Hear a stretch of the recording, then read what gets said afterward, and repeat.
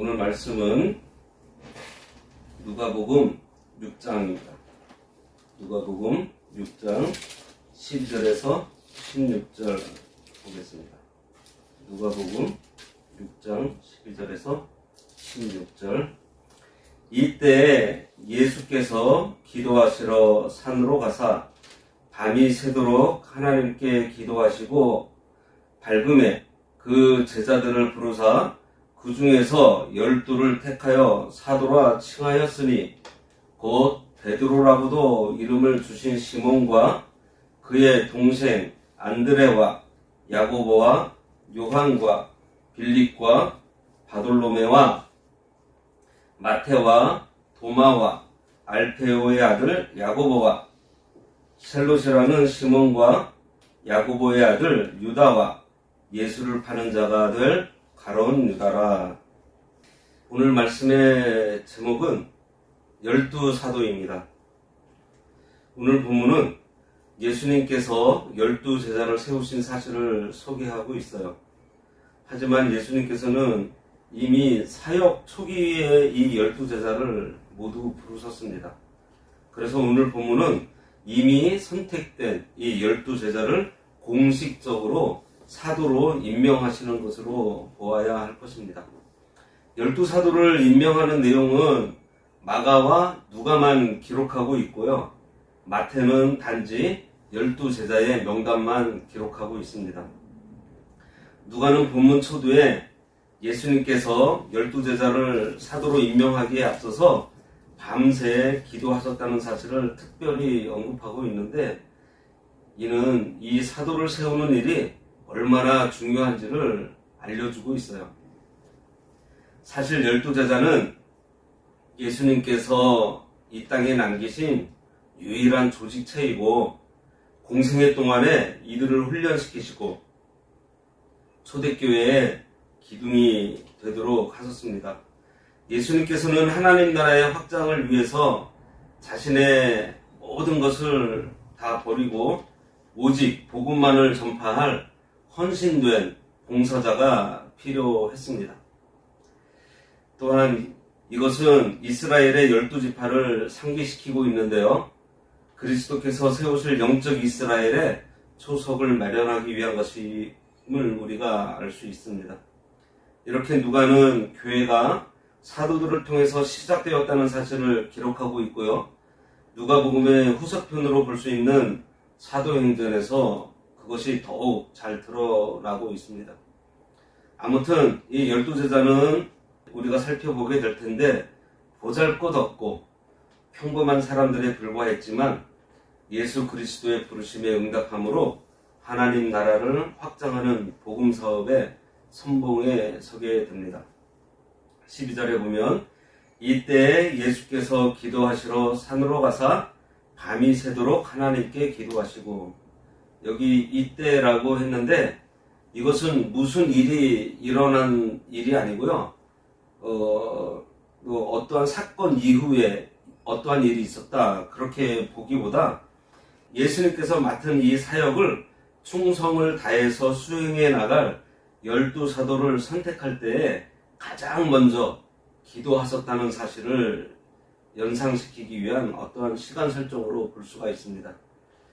여기서 산은 팔복을 선포하신 그 산으로 추정되고 있는데 분명하지는 않아요. 하지만 여기 원문에 보면 산 앞에 정관사가 이렇게 붙어 있는 것을 봐서 이 산은 예수님과 이 제자들에게 매우 친숙한 산으로 예수님과 제자들은 기도하기 위해 자주 이 산에 올랐다는 것으로 여겨지고 있습니다. 여하튼 예수님께서 12제자를 세우시기 전에 기도하셨다는 사실은요, 누가복음에만 나타난 기록이고요. 이 기도를 강조하는 누가의 특징이 부각되고 있습니다. 밤이 새도록 하나님께 기도하셨다고 그랬어요. 이것은 원어적인 의미를 찾아보면요, 예수님께서 새벽까지 기도해야지 이렇게 작정하고 기도하신 것이 아니고 자신의 기도 시간을 미리 정하신 게 아니에요. 하나님께 깊이 기도하는 도중에 밤을 새워서 새벽을 맞이했다는 의미입니다. 이것은 그만큼 예수님의 기도가 매우 깊은 기도였다는 것을 보여줘요. 예수님께서는 중요한 일을 하실 때마다 산을 찾아서 기도하셨습니다. 무리들이 예수님을 임금 삼으려 하실 때에도 산으로 올라가셨고, 또 십자가 지시기 전에도 또 산에 올라서 기도를 하셨어요. 우리들도 삶의 중요한 일들을 결정하거나 어떠한 사건을 만났을 때 예수님처럼 기도하며 하나님께 여쭙는 것이 중요합니다. 사람 찾아다니면서 물어보고 의논할 것이 아니라 먼저 하나님께 기도할 때 하나님께서 현명한 판단할 수 있도록 도와주시고요. 바른 예측을 하도록 지혜를 주세요. 그리고 더불어서 그 일을 감당할 능력도 함께 주십니다. 예를 들면 예수님께서 원수를 사랑하라고 하는데 원수 사랑하는 거 이거 기도 아니면 감당할 수 없습니다. 용서하고 사랑하려고 하지만 내 속에서 그게 안 돼요. 말은 용서하는데 이 속에서는 그것이 받아들여지지가 않습니다.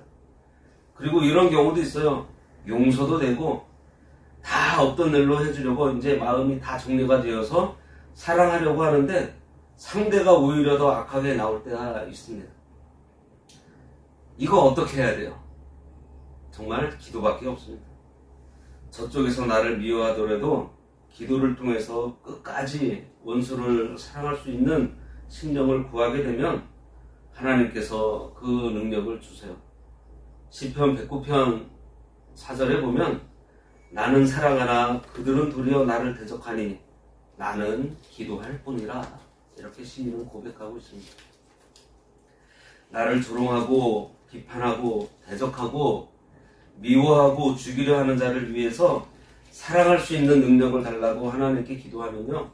용서하는 마음, 긍휼히 여기는 마음, 아무 갈등 없이 참아내는 마음을 하나님께서 주세요. 예수님께서도 이렇게 지금 제자를 세우시기 전에 하나님 앞에 나와 기도하셨습니다. 예수님도 기도하시는데 우리는 기도하시나요?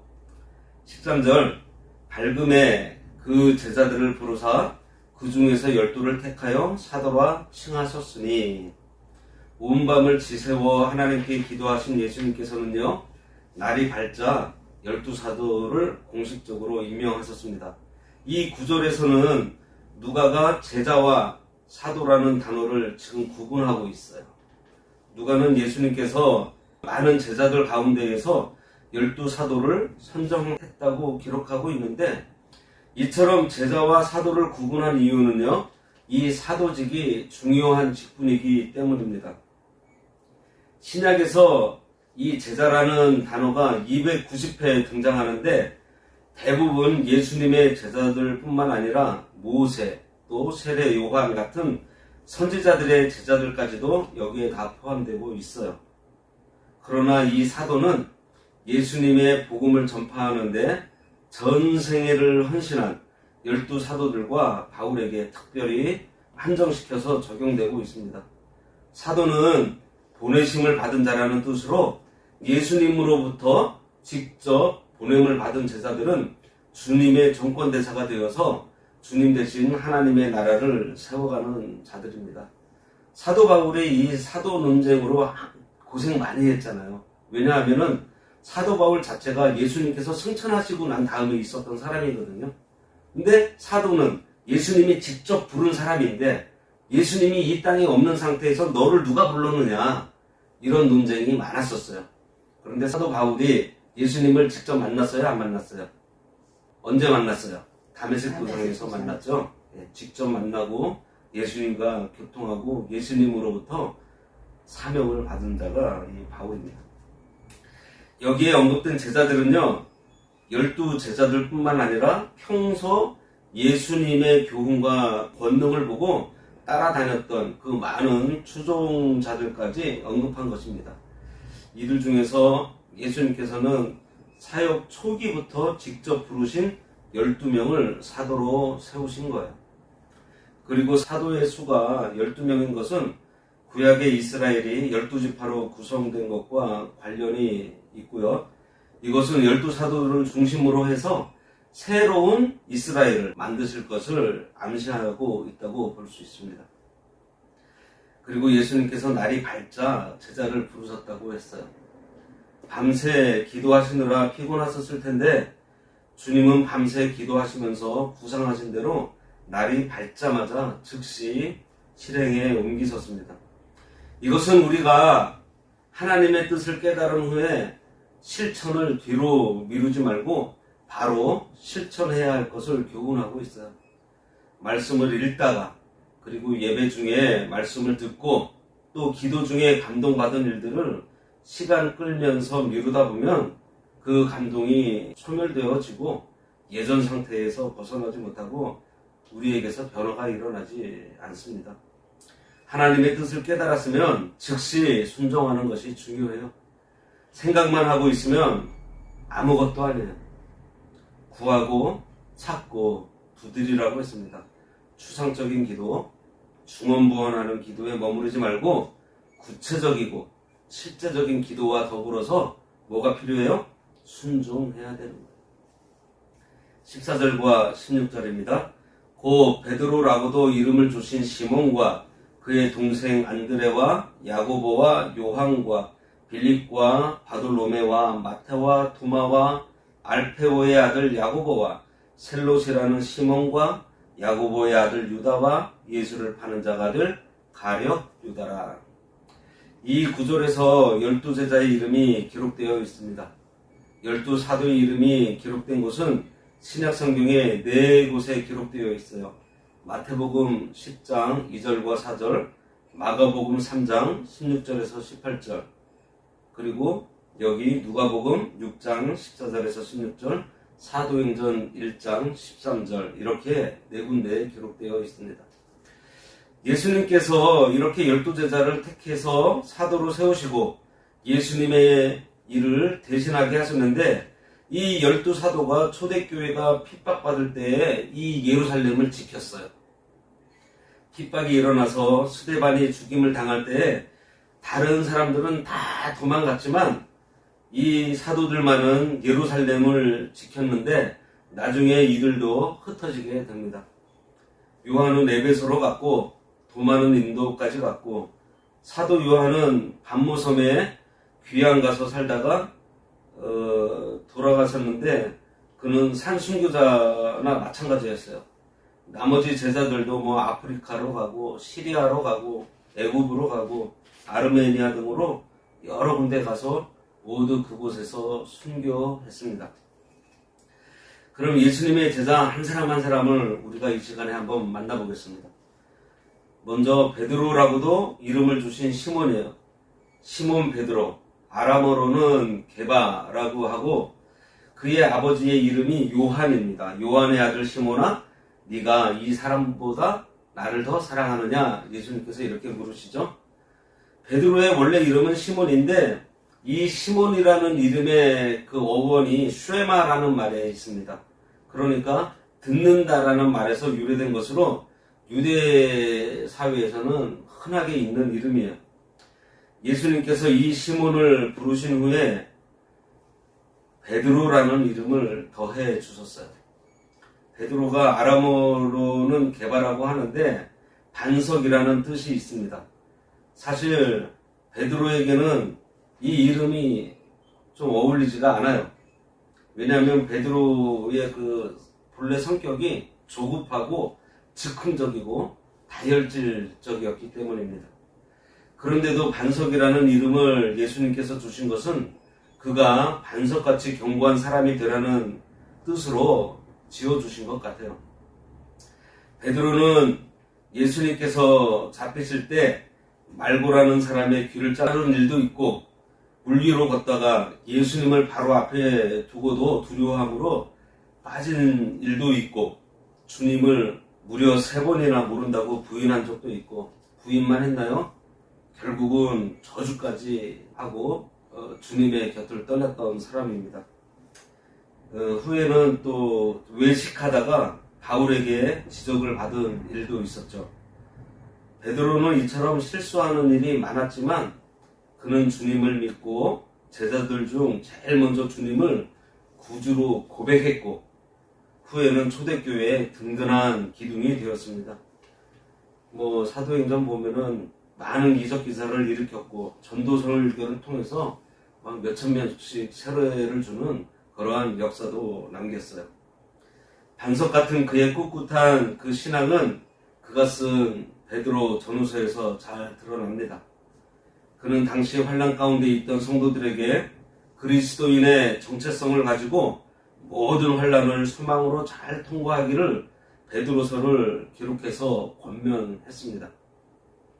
이러한 베드로의 사상을 베드로서에서 찾아볼 수 있는데 베드로전서 4장 12절에 보면요.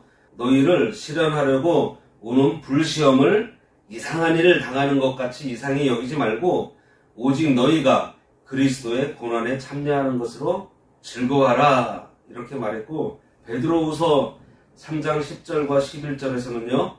그날에 하늘이 큰 소리로 떠나가고 체질이 뜨거운 불에 풀어지고 땅과 그 중에 있는 모든 일이 드러나리로다.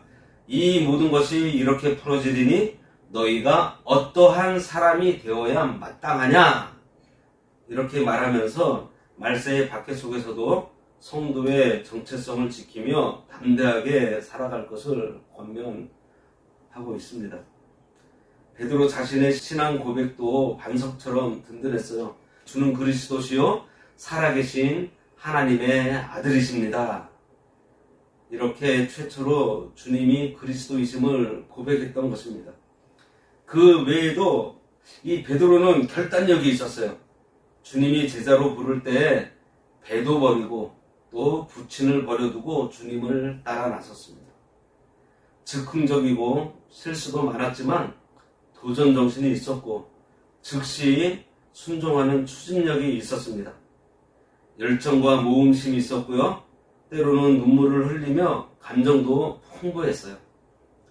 베드로는 이처럼 본래 실수도 많고 부족한 사람이었지만은 예수님의 말씀을 믿고 따라가니 변해서 반석이 되었던 것입니다.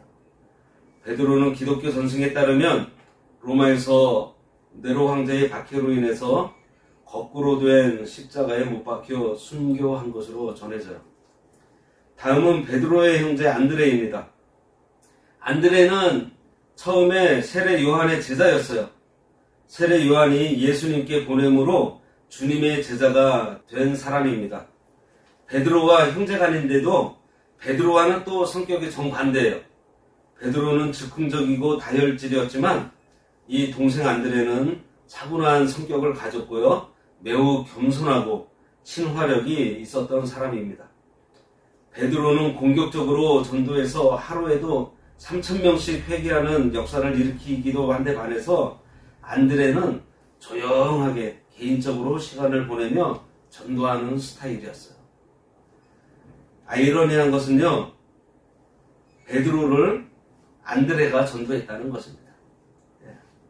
신학자들은 안드레를 가리켜 전도왕이라고 하는데 안드레의 관계 전도법이라고 해서 전도를 할 때 안드레식 전도법으로 하라고 많이들 가르치고 있어요. 요한복음 1장에서 안드레는 자기 형 베드로를 예수님께 데리고 갔는데요. 안드레는 사람을 데리고 오는 일들을 아주 잘했던 것 같아요. 그래서 안드레식 전도법이란 말도 나온 것이에요. 1대1로 개인적인 접근을 통해서 친절함과 인간미로 예수님께로 인도한 다음에 주님의 말씀으로 인도하는 것입니다. 이렇게 안드레는 사교성 또 사회성이 좋았던 사람이었어요.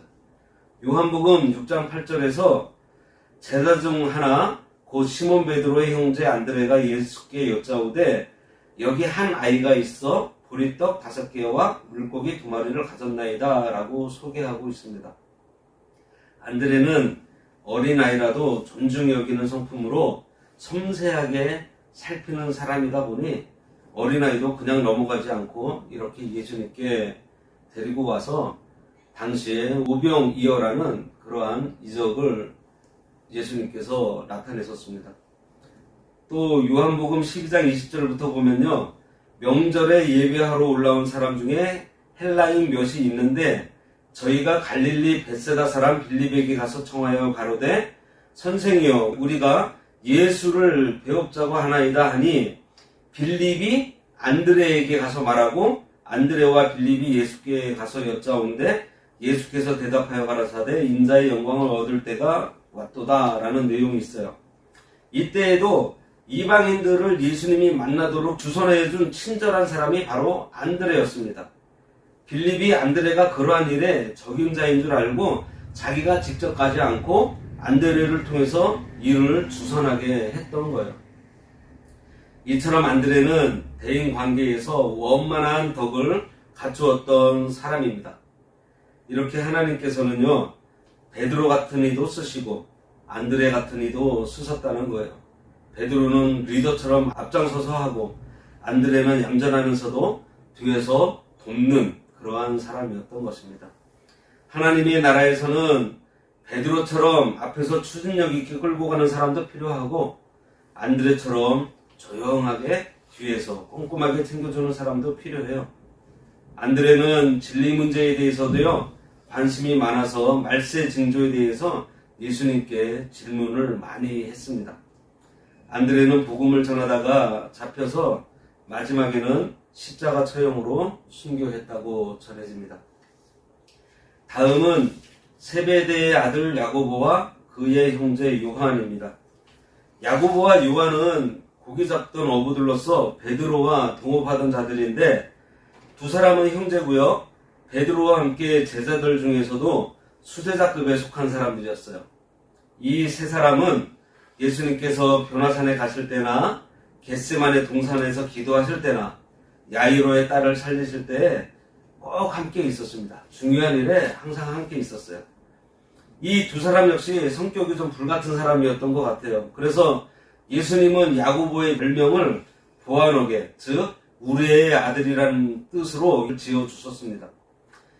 누가복음 9장 53절에도 보면요, 예수께서 예루살렘을 향하여 가시는 거로 늦은 밤에 사마리아로 통과할 때 저희가 받아들이지 아니하였을 때 제자 야고보와 요한이 이를 보고 가로되 주여 우리가 불을 명하여 하늘로 쫓아내려 저희를 멸하라 하기를 원하시나이까 라고 한 적이 있을 만큼 참 두 형제가 과격했어요. 이것을 보면 그들의 성격이 급하고 과격했다는 것을 알 수 있습니다. 그리고 어머니를 시켜서요, 주님의 나라에서 주님의 오른팔과 왼팔의 역할을 시켜달라고 부탁하기까지 했어요. 세속적인 야망도 컸던 형제들이었습니다. 야고보와 요한은 이처럼 야망이 있고 과격한 사람이었는데 이들이 주님을 따라 다니다가 변해서 야고보는 제자 중에서 가장 먼저 순교하였고요. 요한도 사랑의 제자로 변해서 요한복음과 요한 1, 2, 3서 그리고 요한계시록을 기록하면서 예수님의 사랑을 가장 많이 언급한 사도가 되었습니다.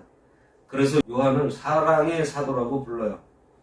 그는 최후의 만찬 석상에서도 주님의 품에 기대어서 누울 만큼 주님의 사랑을 받았던 제자입니다. 이들의 최후를 보면 야고보는 헤롯 아그리파 1세에 의해서 주후 44년에 순교하였고요. 요한은 로마 제국 10대 박해 중에서 하나인 도미시안 박해 때에 반모섬에 유배되어서 그곳에서 요한계시록을 기록하고 순교는 당하지 않지만은 살아있는 순교자라는 별명을 얻게 됩니다. 요한은 제자 중에서 가장 오래 산 제자이고요. 주님이 십자가상에서 부탁한 대로 예수님의 모친 마리아를 에베소 지역으로 모시고 가서 잘 돌봐주었습니다.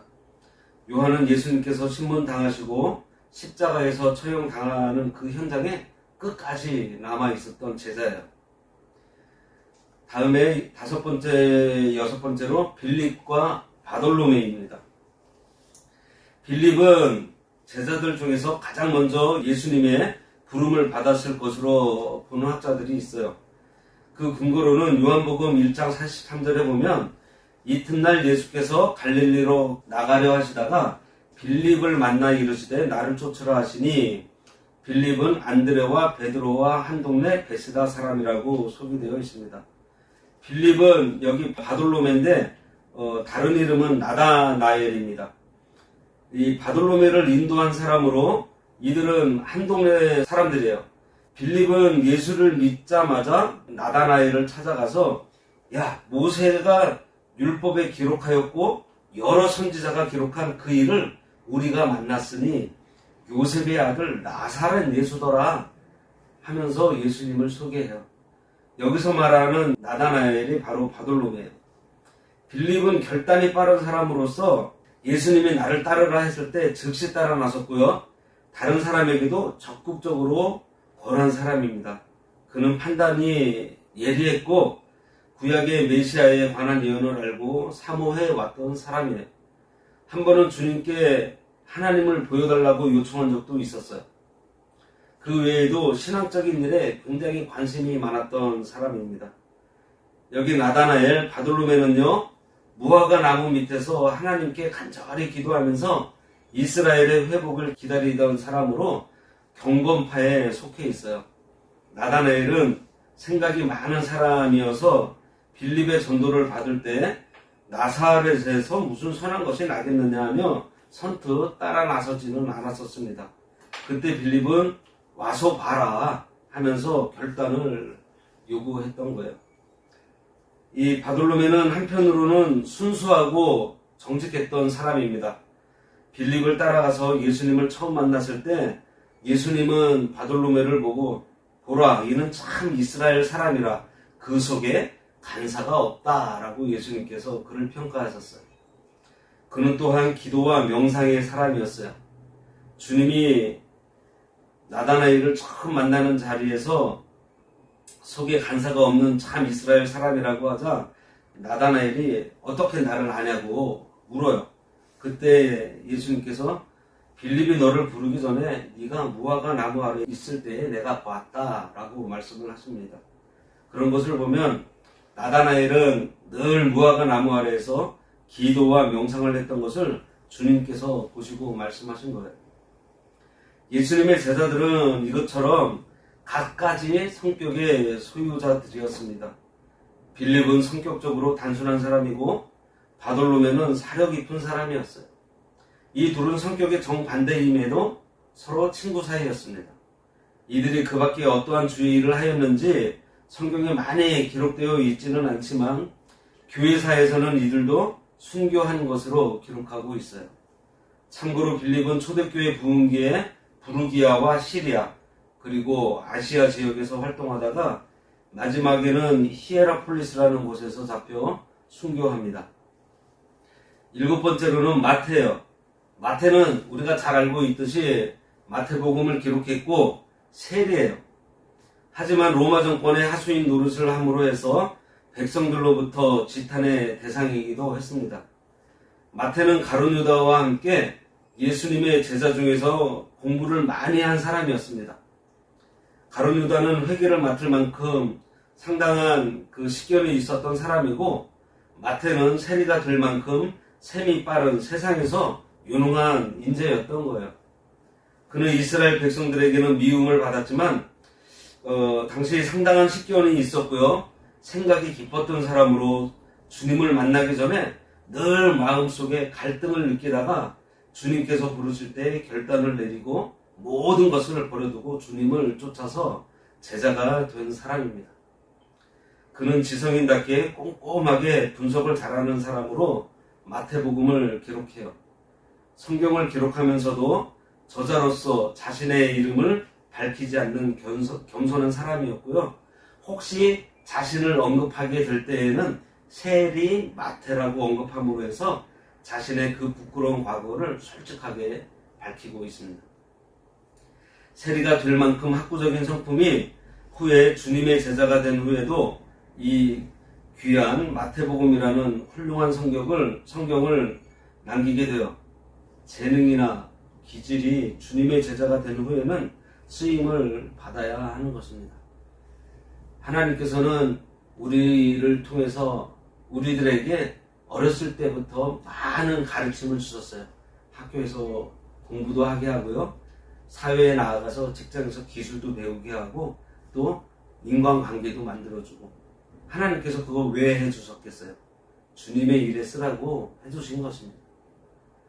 그래서 여지껏 살아왔던 우리의 인생이요, 전부 다 필요에 의해서 하나님께서 우리들에게 주셨다는 거예요. 그동안 우리가 배웠던 것들, 그래서 내가 소유하고 있는 그 모든 것들이요, 반드시 하나님께서 사용하신다는 거예요. 그것을 우리가 알아야 됩니다. 이렇게 우리에게 있는 재능, 지식, 열정, 이 분별력을요, 우리가 하나님께 드려야 합니다. 마태는 전승에 따르면 이디오피아 또는 페르시아에서 복음을 전하다가 순교한 것으로 전해져요. 8번째는 도마입니다. 우리가 잘 알듯이 도마는 의심이 많았던 사람이에요. 부활하신 주님을 만났다고 다른 제자들이 말하자 도마는 주님의 손에 난 못자국과 옆구리의 창자국을 보아야 믿겠다고 한 사람입니다. 이것은 다른 말로 하면 좀 실험정신이 강해서 확인된 것은 변함없이 굳게 믿는 사람이라는 거예요. 무조건 믿사오니 하는 그러한 것보다 합리적으로 납득이 가야 믿겠다는 사람입니다. 이런 믿음은 처음에는 선뜻 믿지 않지만 일단 믿게 되면 그 믿음이 더 확실하게 서는 경우가 많이 있어요. 그는 부활하신 주님이 직접 나타나서 내게 손을 내밀어 만져보라 했을 때 그는 손으로 만져보고 확인하고는 나의 주시여 나의 하나님이시여 하고 고백을 해요. 의심 많은 제자였지만 도마는 의리와 열정이 있었던 사람이에요. 핍박이 강해서 위험에 처했을 때 죽음도 불사하고 주님을 따르겠다는 말도 했었습니다. 그만큼 의리가 있던 사람이에요. 그는 후에 멀리 인도의 첸나이라는 곳까지 가서요, 왕궁 건축의 석수 감독을 지내면서 하나님의 집을 짓다가 순교당했다고 전해집니다. 도마와 마태는 가까운 친구 사이였을 것으로 학자들이 추정하고 있어요. 9번째는 알페오의 아들 야고보예요. 이 야고보라는 이름이 많아서 누구의 아들 야고보라고 이렇게 밝혀두고 있는 것입니다. 요한의 형제 야고보가 있고요, 예수님의 동생 야고보가 있습니다. 우리 성경의 야고보서는 바로 이 예수님의 동생 야고보가 기록한 거예요. 알페오의 아들 야고보에 대해서 성경이 언급하고 있지 않아요. 네, 참으로 이름 없이 빚도 없이 조용히 제자의 길을 걸었던 사도입니다. 역사가 유세비우스에 의하면 알페오의 아들 야고보는요, 기도의 사람이었다고 전하고 있고요, 얼마나 기도를 많이 했으면 무릎이 낙타의 무릎처럼 되었다고 합니다. 12 사도들 중에 가장 기도를 많이 했고요, 또 가장 주님을 많이 닮은 사람이었다고 전해지고 있습니다. 그는 열심당원 출신으로 과격한 그러한 면이 있었지만 많은 기도를 통해서 수양되어서 주님을 닮은 사람이 된 거예요. 그는 로마에서 잡혀 돌로 쳐 죽이려고 했는데 돌로 맞아도 죽지 않자 톱으로 켜서 죽임을 당했다고 합니다. 기독교 역사 중에는요, 이처럼 세상에 알려지지 않으면서 이름 없이 빚도 없이 하나님 나라의 귀한 쓰임을 받은 이들이 많이 있어요. 10번째는 셀롯이라 하는 시몬입니다. 마태복음 10장 4절에는요, 가나안인 시몬이라고 되어 있어요. 셀롯은 헬라어이고요, 가나안은 히브리어인데 그것은 열심이라는 뜻이 있어요. 그는 열심당파에 속했던 사람으로 예수님의 제자가 되었습니다. 그는 열심당파 출신이었기 때문에 애국자였고 독립운동가로서 과격하고 활동적이며 전투적이었을 것으로 여겨져요. 아마도 세리 마태하고는 상극이었을 것으로 생각이 듭니다. 그러나 그는 예수님의 제자가 된 후에 변해서 복음을 위해서 열심을 내는 사도가 된 거예요. 대개 과거의 전력과 성품과 성향이 주님의 일꾼이 된 뒤에도 그것으로 영향을 끼치는 경우가 많이 있습니다. 군인 출신, 운동선수 출신, 교사 출신, 경제인 출신, 음악인 출신들이 각각 자기가 가진 은사로 하나님께 영광을 돌리는 것과 같아요. 기록에 의하면 셀롯은 북부 아프리카, 이집트, 영국 등에서 전도하다가 순교했다고 전해지고 있습니다. 다음은 야고보의 아들 유다예요. 가룟 유다와 구별하기 위해서 가롯이 아닌 유다라고 언급되기도 했습니다. 유다라는 이름도 많이 있죠. 마태복음 10장 4절에 보면요, 다데오라고 기록되어 있어요. 누가는 본문에서 가룟 유다와 구별하기 위해서 야고보의 아들 유다라고 기록한 것입니다.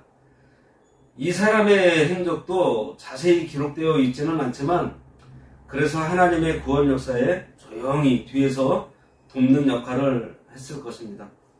다데오라는 이름의 뜻은요, 마음이 크고 넓다라는 의미예요. 다데오의 성품이 긍정적이고 따뜻하고 사랑이 많았던 것으로 여겨집니다. 다데오도 열심당원 출신이었지만 주님을 만나서 변화되어서 사랑의 사도가 되었습니다. 아르메니아, 시리아, 알마니아 등에서 전도하다가 파르티아 제국이라는 곳에서 순교당했다고 전해집니다. 마지막으로 가룟 유다예요. 가룟 유다는 예수님을 배반한 자로 차라리 세상에 태어나지 않는 것이 더 좋을 뻔한 사람으로 소개되고 있어요. 가룟 유다는 예수를 한 자로 불택자이고 처음부터 믿지 않은 자입니다. 그러나 주님께서는 이 모든 것을 알면서도 하나님의 구속 역사가 이루어지도록 불택자인 이 사람도 택해서 사용하셨다는 거예요. 그는 권능을 받고 제자 2사람씩 짝을 이루어서 복음을 전파하도록 파송되었을 때에도요, 복음을 전했던 사람입니다. 주님의 그 이적 기사와 예수님의 교훈을 직접 목도했던 사람이에요. 그러나 그에게는 믿음이 없었던 거로 주님의 사역의 그 기쁨을 이해하지 못하고 마침내 마지막 하루를 넘기지 못하고 예수님을 팔아넘기고 비참한 최후를 맞이하는 배신자가 되었던 것입니다. 그런데 왜 예수님께서 이 가룟 유다를 제자로 선택하신 이유가 뭘까요? 먼저는요, 후대 교회 지도자 중에도요, 불택자가 있을 것을 알게 하기 위함입니다. 그리고 불택자도 하나님의 구원운동에 이용하신다는 것을 알게 하기 위함이고요. 불택자와 택자를 추수 때 함께 두신다는 것을 알게 하기 위함입니다. 범죄자의 말로가 비참하다는 것을 알리려는 목적도 있고요. 성경을 응하게 하기 위함이에요. 12제자를 분석해보면 야고보와 요한은 자기들만 우의정, 좌의정 하겠다는 이기주의자였고, 도마는 매사에 의심이 많은 부정적인 사람이었고, 베드로는 성격이 급하고 다혈질로 실수가 많은 사람이었고, 안드레는 내성적이었고요. 야고보는 혁명가적 기질이 강한 사람이고, 세리마태는 여론을 무시하고 개인의 출세를 따라가는 자였고, 가룟 유다는 풍부한 학식과 경험을 가진 유능한 사람이었지만 불신자였습니다. 이렇게 각각 다른 사람들을 들어서 세우시고 예수님께서 공생의 사역을 하셨던 거예요. 예수님께서 12사도를 삼으신 일을 통해서 얻는 교훈들을 살펴보면 우리는 하나님의 선택이 우리의 외모가 아닌 마음의 중심이고요.